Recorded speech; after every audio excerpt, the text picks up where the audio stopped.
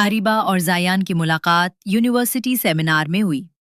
وہ بے باک اور ذہین تھی اور وہ خاموش مزاج اور گہری سوچ والا۔ ان کی پہلی بات چیت اختلاف سے شروع ہوئی مگر مسکراہٹ پر ختم ہوئی۔ گروپ پروجیکٹس لمبی سیر میں بدل گئے۔ وقت کے ساتھ ان کا رشتہ مضبوط ہونے لگا۔ زایان کو عریبہ کا اعتماد اچھا لگنے لگا اور عریبہ کو اس کی سچائی بھا گئی۔ ایک شام یونیورسٹی کے درخت کے نیچے زایان نے گھبرا کر کہا، پتہ نہیں مستقبل کیا لائے گا، مگر میں تمہیں اپنے ساتھ دیکھنا چاہتا ہوں۔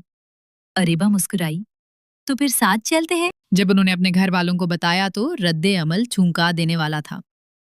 عریبہ کے والدین برادری سے باہر شادی کے خلاف تھے اور زایان کے والدین اس کے لیے پہلے ہی لڑکی پسند کر چکے تھے۔ ہفتوں کی جذباتی کشمکش کے بعد عریبہ اور زایان نے ایک دوسرے کو چن لیا۔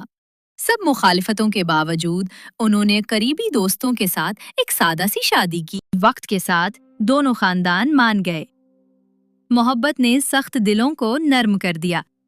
عریبہ اور زایان نے ثابت کر دیا کہ جب محبت سچی ہو اور نیت صاف تو سب کچھ ممکن ہو جاتا ہے۔